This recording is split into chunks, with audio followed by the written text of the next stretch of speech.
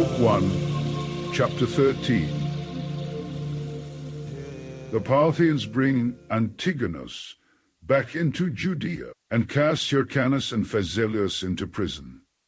The flight of Herod and the taking of Jerusalem, and what Hyrcanus and Phasaelus suffered. Now 2 years afterward, when Barzapharnes, a governor among the Parthians, and Pyorus, the king's son, had possessed themselves of Syria, and when Lysanias had already succeeded upon the death of his father Ptolemy, the son of Menneus, in the government of Chalcis, he prevailed with the governor by a promise of 1,000 talents and 500 women to bring back Antigonus to his kingdom, and to turn Hyrcanus out of it. Pacorus was by these means induced so to do, and marched along the sea-coast, while he ordered Barzapharnes to fall upon the Jews as he went along the Mediterranean part of the country. But of the maritime people, the Tyrians would not receive Pacorus, although those of Ptolemais and Sidon had received him. So he committed a troop of his horse to a certain cupbearer belonging to the royal family, of his own name Pacorus, and gave him orders to march into Judea, in order to learn the state of affairs among their enemies, and to help Antigonus when he should want his assistance. Now, as these men were ravaging Carmel, many of the Jews ran together to Antigonus, and showed themselves ready to make an incursion into the country. So he sent them before into that place called Drymus, the woodland 18, to seize upon the place, whereupon a battle was fought between them. And they drove the enemy away, and pursued them, and ran after them as far as Jerusalem. And as their numbers increased, they proceeded as far as the king's palace. But as Hyrcanus and Phasaelus received them with a strong body of men, there happened a battle in the marketplace, in which Herod's party beat the enemy, and shut them up in the temple, and set 60 men in the houses, adjoining as a guard to them. But the people that were tumultuous against the brethren came in, and burnt those men, while Herod, in his rage for killing them, attacked and slew many of the people, till one party made incursions on the other by turns, day by day, in the way of ambushes, and slaughters were made continually among them. Now when that festival, which we called Pentecost, was at hand, all the places about the temple, and the whole city, was full of a multitude of people that were come out of the country, and which were the greatest part of them armed also, at which time Phasaelus guarded the wall, and Herod, with a few, guarded the royal palace. And when he made an assault upon his enemies, as they were out of their ranks on the north quarter of the city, he slew a very great number of them, and put them all to flight. And some of them he shut up within the city, and others within the outward rampart. In the meantime, Antigonus desired that Pacorus might be admitted to be a reconciler between them, and Phasaelus was prevailed upon to admit the Parthian into the city with 500 horse, and to treat him in an hospitable manner, who pretended that he came to quell the tumult, but in reality he came to assist Antigonus. However, he laid a plot for Phasaelus, and persuaded him to go as an ambassador to Barzapharnes, in order to put an end to the war, although Herod was very earnest with him to the contrary, and exhorted him to kill the plotter, but not expose himself to the snares he had laid for him, because the barbarians are naturally perfidious. However, Pacorus went out and took Hyrcanus with him, that he might be the less suspected. He also 19 left some of the horsemen, called the freemen, with Herod, and conducted Phasaelus with the rest. But now, when they were come to Galilee, they found that the people of that country had revolted, and were in arms, who came very cunningly to their leader, and besought him to conceal his treacherous intentions by an obliging behavior to them. Accordingly, he at first made them presents, and afterward, as they went away, laid ambushes for them. And when they were come to one of the maritime cities called XIII, they perceived that a plot was laid for them. For they were there informed of the promise of 1,000 talents, and how Antigonus had devoted the greatest number of the women that were there with them, among the 500, to the Parthians. They also perceived that an ambush was always laid for them by the barbarians in the night time. They had also been seized on before this, unless they had waited for the seizure of Herod first at Jerusalem, because if he were once informed of this treachery of theirs, he would take care of himself. Nor was this a mere report, but they saw the guards already not far off them. Nor would Phasaelus think of forsaking Hyrcanus and flying away, although Ophelius earnestly persuaded him to it. For this man had learned the whole scheme of the plot from Saramalla, the richest of all the Syrians. But Phasaelus went up to the Pamphylian governor, and reproached him to his face for laying this treacherous plot against them, and chiefly because he had done it for money. And he promised him that he would give him more money for their preservation than Antigonus had promised to give for the kingdom. But the sly Parthian endeavored to remove all this suspicion by apologies and by oaths, and then went to the other Pacorus. Immediately after which those Parthians who were left, and had it in charge, seized upon Phasaelus and Hyrcanus, who could do no more than curse their perfidiousness and their perjury. In the meantime, the cupbearer was sent back, and laid a plot how to seize upon Herod by deluding him and getting him out of the city, as he was commanded to do. But Herod suspected the barbarians from the beginning, and having then received intelligence that a messenger, who was to bring him the letters that informed him of the treachery intended, had fallen among the enemy, he would not go out of the city, though Pacorus said very positively that he ought to go out and meet the messengers that brought the letters, for that the enemy had not taken them, and that the contents of them were not accounts of any plots upon them, but of what Phasaelus had done. Yet had he heard from others that his brother was seized, and Alexandra 20, the shrewdest woman in the world, Hyrcanus's daughter, begged of him that he would not go out, nor trust himself to those barbarians, who now were come to make an attempt upon him openly. Now as Pacorus and his friends were considering how they might bring their plot to bear privately, because it was not possible to circumvent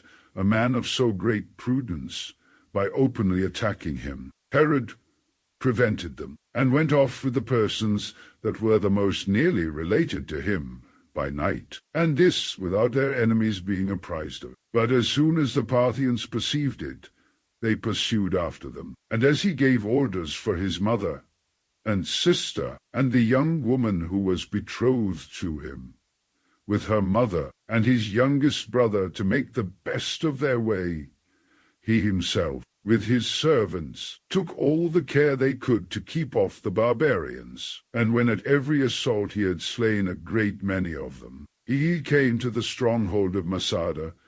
Nay, he found by experience that the Jews fell more heavily upon him than did the Parthians, and created him troubles perpetually, and this ever since he was gotten 60 furlongs from the city. These sometimes brought it to a sort of a regular battle, now in the place where Herod beat them, and killed a great number of them. There he afterward built a citadel, in memory of the great actions he did there, and adorned it with the most costly palaces, and erected very strong fortifications, and called it from his own name Herodium.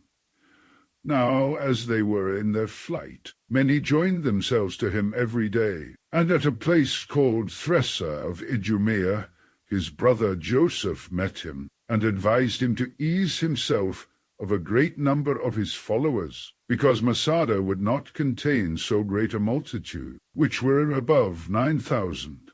Herod complied with this advice, and sent away the most cumbersome part of his retinue, that they might go into Idumea, and gave them provisions for their journey. But he got safe to the fortress with his nearest relations, and retained with him only the stoutest of his followers. And there it was that he left 800 of his men as a guard for the women, and provisions sufficient for a siege. But he made haste himself to Petra of Arabia. As for the Parthians in Jerusalem, they betook themselves to plundering, and fell upon the houses of those that were fled, and upon the king's palace, and spared nothing but Hyrcanus's money, which was not above 300 talents. They lighted on other men's money also, but not so much as they hoped for. For Herod, having a long while had a suspicion of the perfidiousness of the barbarians, had taken care to have what was most splendid among his treasures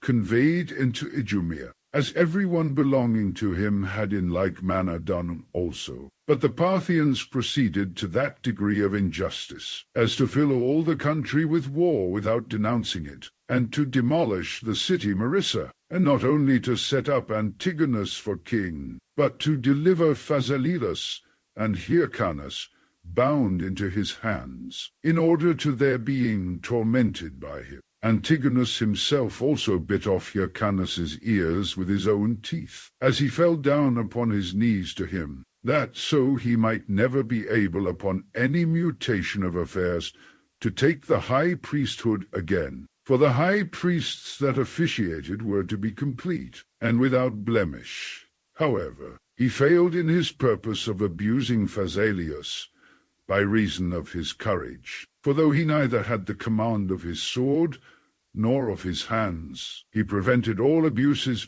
by dashing his head against a stone. So he demonstrated himself to be Herod's own brother, and Hyrcanus a most degenerate relation, and died with great bravery, and made the end of his life agreeable to the actions of it. There is also another report about his end, viz., that he recovered of that stroke, and that a surgeon, who was sent by Antigonus to heal him, filled the wound with poisonous ingredients, and so killed him. Whichsoever of these deaths he came to, the beginning of it was glorious. It is also reported that before he expired, he was informed by a certain poor woman how Herod had escaped out of their hands, and that he said thereupon, I now die with comfort, since I leave behind me one alive, that will avenge me of mine enemies. 11.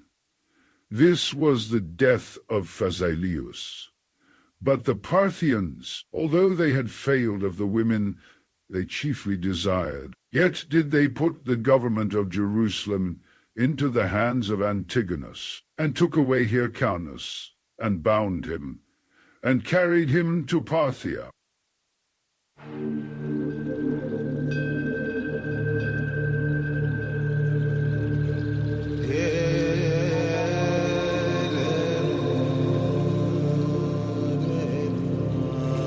Book 1, Chapter 14.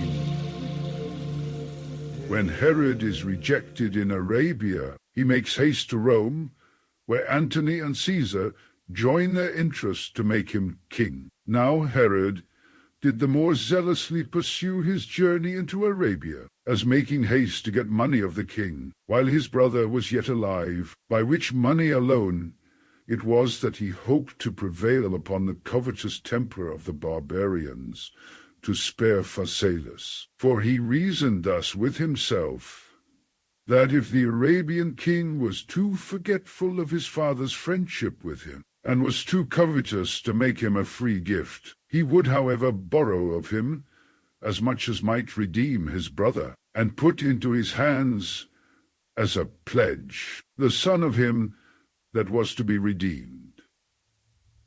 Accordingly, he led his brother's son along with him, who was of the age of 7 years. Now he was ready to give 300 talents for his brother, and intended to desire the intercession of the Tyrians, to get them accepted. However, fate had been too quick for his diligence, and since Phasaelus was dead, Herod's brotherly love was now in vain. Moreover, he was not able to find any lasting friendship among the Arabians. For their king, Malichus, sent to him immediately, and commanded him to return back out of his country, and use the name of the Parthians as a pretense for so doing, as though these had denounced to him by their ambassadors to cast Herod out of Arabia, while in reality they had a mind to keep back what they owed to Antipater, and not be obliged to make requitals to his sons for the free gifts the father had made them. He also took the impudent advice of those who, equally with himself, were willing to deprive Herod of what Antipater had deposited among them, and these men were the most potent of all whom he had in his kingdom. So, when Herod had found that the Arabians were his enemies, and this for those very reasons whence he hoped they would have been the most friendly, and had given them such an answer as his passion suggested, he returned back, and went for Egypt. Now he lodged the first evening at one of the temples of that country, in order to meet with those whom he left behind. But on the next day word was brought him, as he was going to Rhinocura, that his brother was dead, and how he came by his death. And when he had lamented him as much as his present circumstances could bear, he soon laid aside such cares, and proceeded on his journey. But now, after some time, the king of Arabia repented of what he had done, and sent presently away messengers to call him back. Herod had prevented them, and was come to Pelusium, where he could not obtain a passage from those that lay with the fleet. So he besought their captains to let him go by them. Accordingly, out of the reverence they bore to the fame and dignity of the man, they conducted him to Alexandria. And when he came into the city, he was received by Cleopatra with great splendor, who hoped he might be persuaded to be commander of her forces in the expedition she was now about. But he rejected the queen's solicitations, and being neither affrighted at the height of that storm which then happened, nor at the tumults that were now in Italy, he sailed for Rome. But as he was in peril about Pamphylia, and obliged to cast out the greatest part of the ship's lading, he with difficulty got safe to Rhodes, a place which had been grievously harassed in the war with Cassius. He was there received by his friends, Ptolemy and Sapinius, and although he was then in want of money, he fitted up a 3-decked ship of very great magnitude, wherein he and his friends sailed to Brundusium, and went thence to Rome with all speed, where he first of all went to Antony, on account of the friendship his father had with him, and laid before him the calamities of himself and his family, and that he had left his nearest relations besieged in a fortress, and had sailed to him through a storm, to make supplication to him for assistance. Hereupon Antony was moved to compassion at the change that had been made in Herod's affairs, and this both upon his calling to mind how hospitably he had been treated by Antipater, but more especially on account of Herod's own virtue. So he then resolved to get him made king of the Jews, whom he had himself formerly made tetrarch. The contest also that he had with Antigonus was another inducement, and that of no less weight than the great regard he had for Herod, for he looked upon Antigonus as a seditious person, and an enemy of the Romans. And as for Caesar, Herod found him better prepared than Antony, as remembering very fresh the wars he had gone through together with his father, the hospitable treatment he had met with from him, and the entire goodwill he had showed to him, besides the activity which he saw in Herod himself. So he called the Senate together, wherein Messalas, and after him Atratius, produced Herod before them, and gave a full account of the merits of his father, and his own goodwill to the Romans. At the same time they demonstrated that Antigonus was their enemy, not only because he soon quarrelled with them, but because he now overlooked the Romans, and took the government by the means of the Parthians. These reasons greatly moved the Senate, at which juncture Antony came in, and told them that it was for their advantage in the Parthian war that Herod should be king. So they all gave their votes for it. And when the Senate was separated, Antony and Caesar went out, with Herod between them, while the consul and the rest of the magistrates went before them, in order to offer sacrifices and to lay the decree in the Capitol. Antony also made a feast for Herod on the first day of his reign.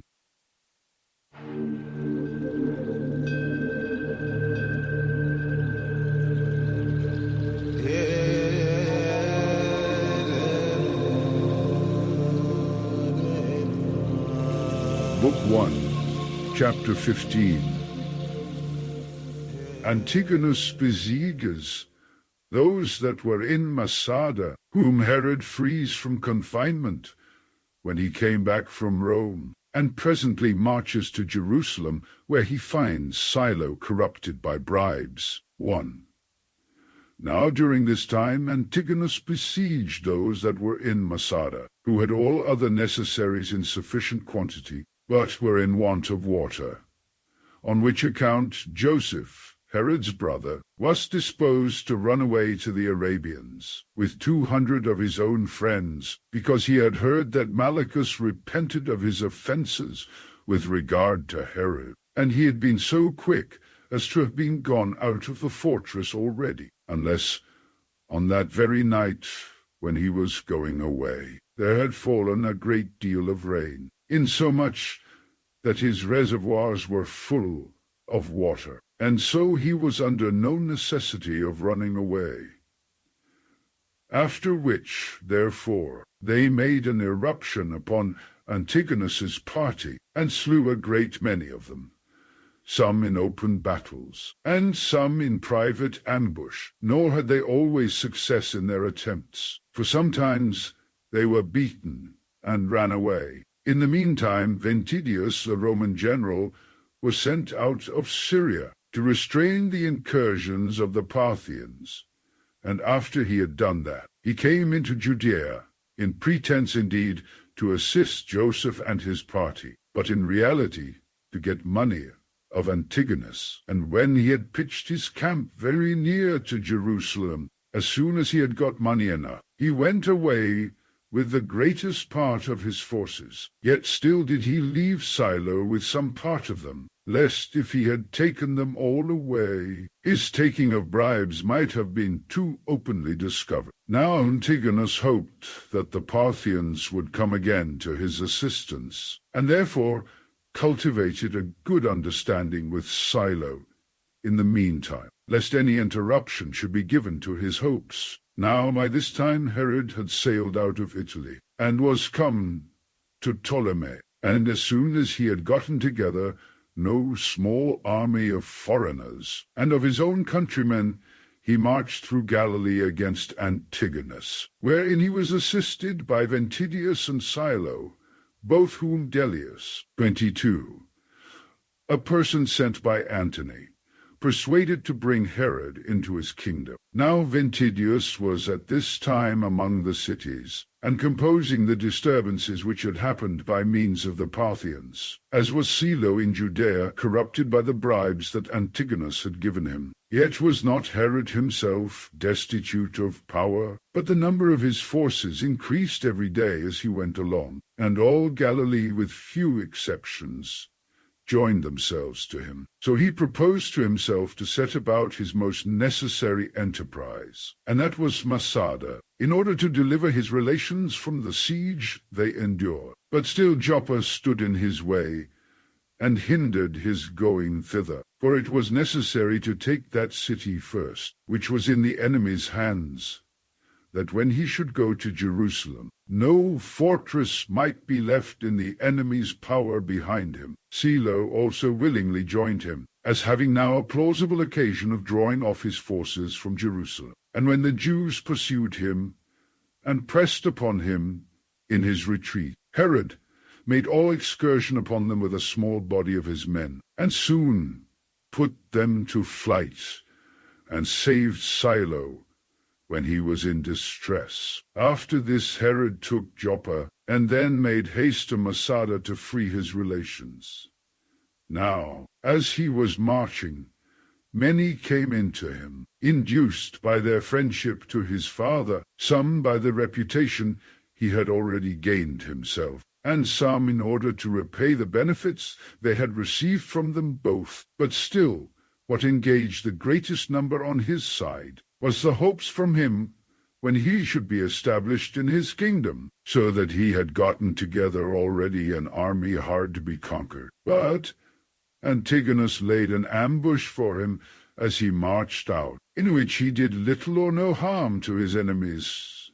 However, he easily recovered his relations again that were in Masada, as well as the fortress Reesar, and then marched to Jerusalem, where the soldiers that were with Silo joined themselves to his own, as did many out of the city, from a dread of his power. Now when he had pitched his camp on the west side of the city, the guards that were there shot their arrows and threw their darts at them, while others ran out in companies and attacked those in the forefront. But Herod commanded proclamation to be made at the wall, that he was come for the good of the people and the preservation of the city, without any design to be revenged on his open enemies, but to grant oblivion to them, though they had been the most obstinate against him. Now the soldiers that were for Antigonus made a contrary clamour, and did neither permit anybody to hear that proclamation,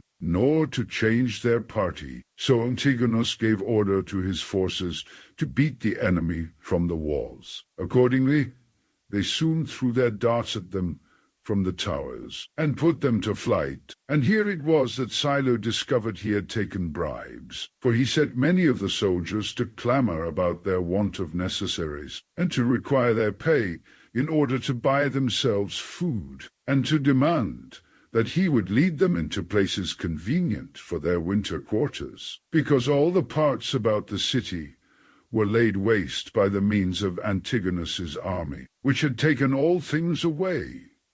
By this he moved the army, and attempted to get them off the siege. But Herod went to the captains that were under Silo, and to a great many of the soldiers, and begged of them not to leave him, who was sent thither by Caesar and Antony and the Senate, for that he would take care to have their wants supplied that very day.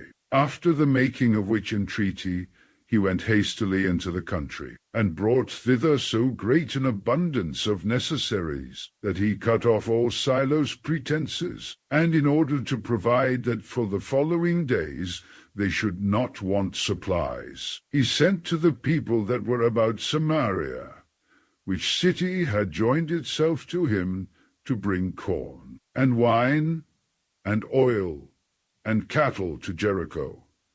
When Antigonus heard of this, he sent some of his party with orders to hinder and lay ambushes for these collectors of corn. This command was obeyed, and a great multitude of armed men were gathered together about Jericho, and lay upon the mountains to watch those that brought the provisions. Yet was Herod not idle, but took with him 10 cohorts. 5 of them were Romans, and 5 were Jewish cohorts, together with some mercenary troops intermixed among them, and besides those a few horsemen, and came to Jericho. And when he came, he found the city deserted, but that there were 500 men, with their wives and children, who had taken possession of the tops of the mountains.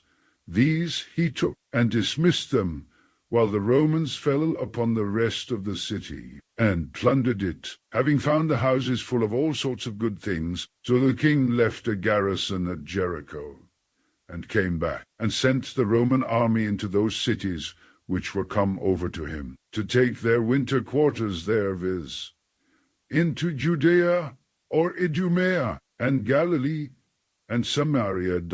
Antigonus also by bribes obtained of Silo to let a part of his army be received at Lydda, as a compliment to Antonius,